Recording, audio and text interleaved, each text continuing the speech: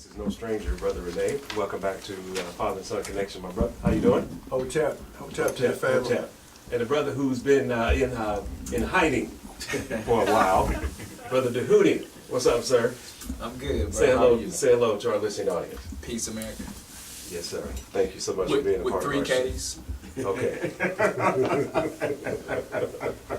Watch out, watch out, watch out. Man. Well, fellas, Go.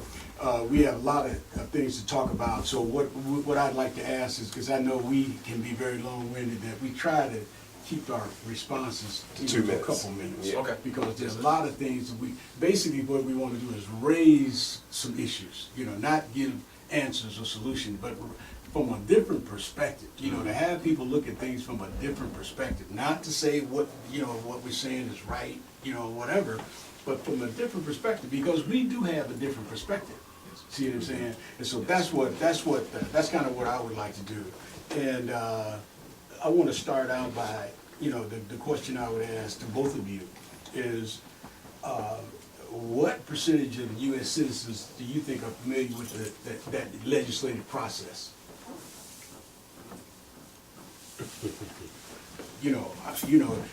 Think about it. When you was in high school and you took that political science course or whatever it was, how many of us still remember that? What that was about? Do you think? I don't think that number is very large. Mm-hmm. What percentage of Americans know that you say the legislative process? Right. A bill, how Know a it bill correctly. comes in. Yeah. There's a whole lot of conjecture and rumor. Mhm. You can hear it in conversations when you're talking with people. All they got to do to pass a law is, count 3 dogs and wait till the sun comes up. All those kind of things. Right, So right. I think most people have bits and pieces of the picture, Mhm. but they don't have the whole picture. But they spend then a whole lot of time speaking on it, so they end up speaking on it incorrectly. Mm-hmm.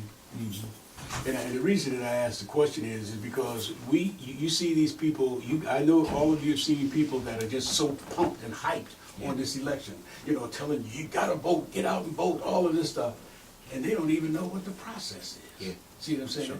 So that's that again, raising the questions. So for our listening audience, to get them to open up their minds to think about it. Maybe you might want to go do a little bit of homework and find out what that process is. Right. You know what I'm saying? A lot of times they don't even sit back and look at the candidate. They let the media, because they don't understand that the media is in on this. As far as I'm concerned, even if you want to take a great outlook on it, Donald Trump was in on to get Hillary Clinton in office. Mm-hmm. You understand? When people look at that, they say, well, what are you saying? I'm saying that we already know that we suffer in this country from systemic racism. We don't have, without a doubt, we know that.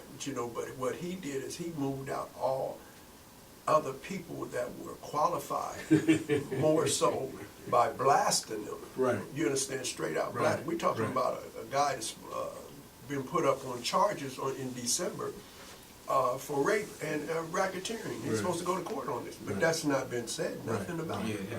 And see, again, this is the stuff that we're talking about for people to hear. Right. That's the kind of stuff that we're talking about now. That falls right in line. You hear Clinton, you hear, what's the guy's name, Trump, talking about what they're going to do day one and the first 100 days. First 100 days, yeah. Okay, who can tell us what they said they're going to do? What are they promising us? What are they selling us? That they saying that first 100 days we're going to do this. Is it anything that's going to help black people? Nothing. Nothing, not one thing. See what I'm saying? One of the situations we have as black people is, as Renee said, we don't pay attention. We just let the media tell us what we're going to do, and then we go do it. Right. Most black people, and forgive me for making such a blanket statement, Right. but truthfully, most black people go to the polls, and they don't know all of the issues that are to be voted on. Right. So they go up in there because they think they don't like Donald Trump, Right. but they couldn't tell you about issue 57 Right. for the schools. Right. Or, Right. what is it? Issue 60 for the CODA levy. CODA levy, yes. and the 5 or 6 other issues. And the going on. judges. The judges. Right. Don't The have judges. any- The No, judges. nothing about the Nothing. judge. The judges, we know nothing about the judges, but these are the judges who sit there and put black male after black male after Right. black male. And let police officer after police officer beat us off. up. Right. Yeah. Right. So one of the things that we owe to ourselves is to do more research. You know, I tell people all the time, you need to vote. We all need to vote, but we need to research what we're voting on, because right now you listen to the media and the political pundits. They're talking about the American vote, and then they go more specific and say, because the Hispanic vote is important here, the Hispanic vote is important there. There's white America, that's the largest population. Then there's black America, that's the second largest population. Then the Hispanic population. But the media and the political pundits step right past the black vote when they're talking about the vote, because they're already disqualifying us, and they use that kind of conversation to disqualify. They keep telling us that our vote isn't important, so hopefully we won't come and vote. And see, that's one of the things that I had to stress earlier today in the barbershop, that when a person sits up and tells me that, see, when they set things in order, that border was not open for the hell of it. Right. The border was opened up to allow the Hispanics to come in, or other minorities to come in. And so once they find out that they're in here and they pushing their vote out, and the attack was on Hispanics, you understand what I'm saying? We already know Donald Trump has already attacked us in '72. Oh, yeah. You know, this is something that we've been attacked since we've been here. But you know, they bring in other people who had helped enslave us too, and that's the Spanish. Everybody had a chance to enslave us, but the bottom line of it is they bring them in and they put them out there, and then they'll say they work harder, they do all this, they come in, and you see how responsible they are to vote, and yet and still George is on the corner drinking 40s, and he ain't went and took, you know, he hasn't, you know, see, once they put you in a category where you seem useless, you understand, and then incarcerate you up like up under the new Jim Crow, by putting you and giving you a felony number for whatever, you understand. These people are coming in, we don't know if they're felonies, we haven't looked at any of that, but it's to make sure that they put them out there. If it wasn't for the Hispanics, well, Hillary Clinton would not pulled it out if it wasn't for this or it wasn't for that. This is what they're trying to keep us at, and it'll keep us at odds with us. And I'm not saying nothing. They're here to take care of them. I don't see no Hispanics aren't no brothers. You know what I'm saying? And I don't see, you know, so that'll bring us to like to a third class. Yeah. You understand? We didn't get nothing when we were second class. We ain't gonna get nothing, period, unless we come together as a block. Exactly. You know, so Good point. That leads us into this point. If Africans here in America are 14% of the entire population, The entire population. if we split our votes between the two major parties, do we really have any leverage? none. See what I'm saying? You know, how long, like I said, I've been through 11 presidents. How long are we gonna keep getting caught on that? You know, there needs to be a third party. Not no green party, not a legitimate, financed third party. Now, if you got Hillary and Trump and you don't like either one of them, now you got Joe Blow. You know, you got somebody other than, I mean, come on, what kind of choice is that? To me, that's not a choice. And that's what we keep getting tricked on. You know, you get, okay, it's gonna be this one or this one. Hillary's a crook and Trump is a racist. So I mean, come And on. a crook. And a And a crook. racist and a crook. So yeah. come on, man. What? Oh, so we said, well, we're gonna get screwed, but it won't be so hard.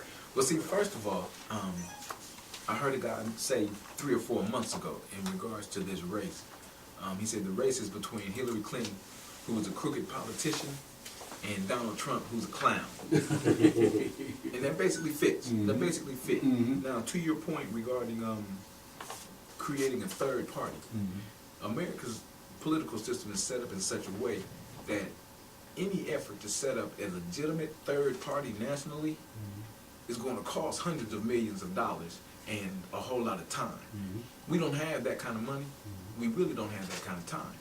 What I would more prescribe for blacks is that we come together and start learning how to vote as a block. Okay?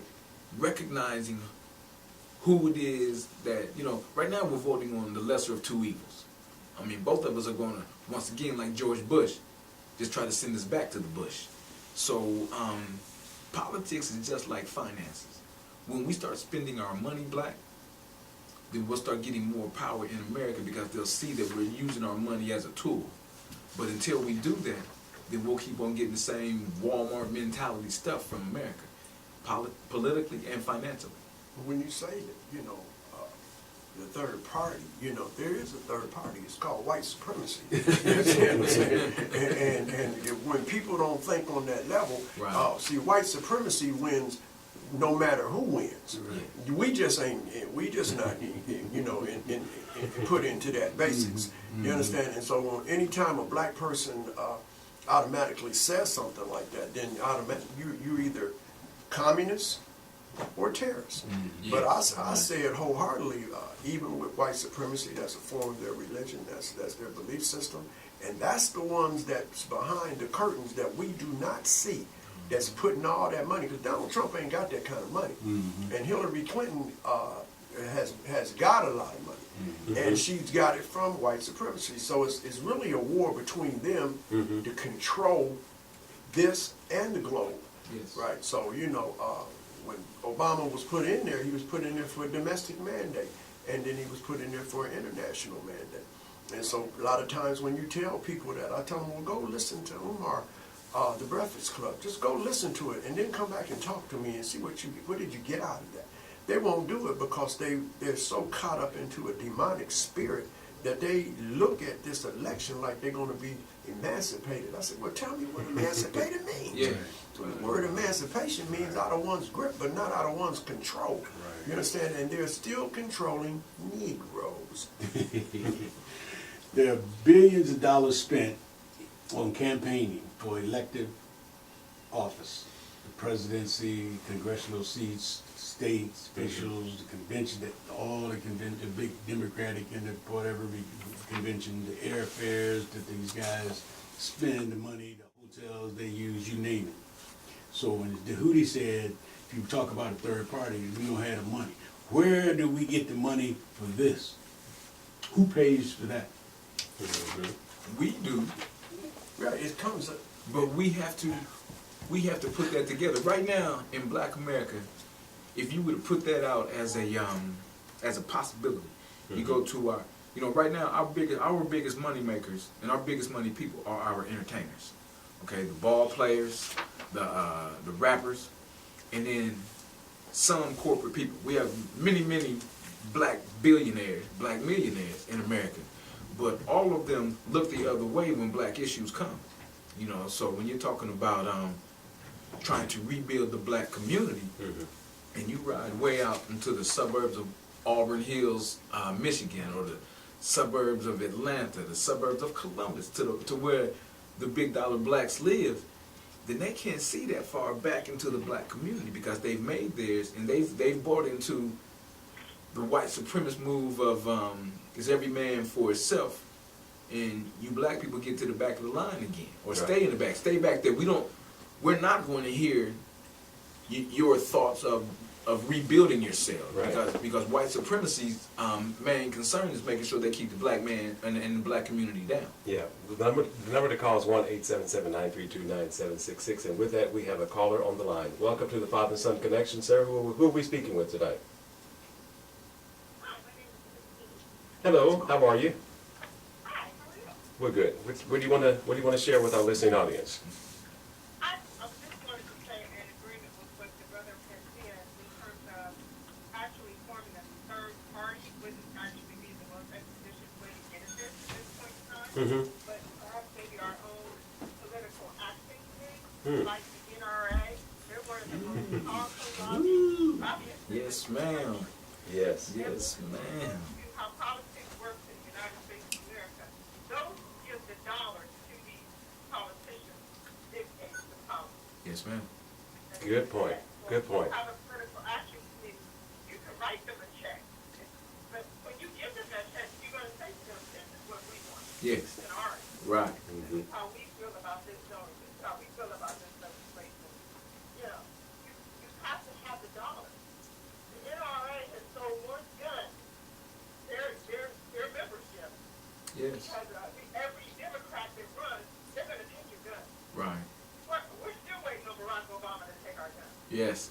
Ex- yes. ex- Not But- knowing, back to your prior point, how it actually works. In order for them to overturn or eliminate the Second Amendment right to have a gun, the president needs to be involved in that process. Yes. You make some excellent points, my sister. I appreciate your point of view, and that's what we want to do is stimulate some conversation with the community and get people to thinking a little differently. But speaking to Dehuti's point, when I talked about a third party, I understand that it costs money, and I understand it takes time. But I'm not talking about just black people. There's a movement afoot in this country that there's more people that's dissatisfied with the way this country is going than black people. Yes. Okay? And you got a lot of young people that are very dissatisfied with the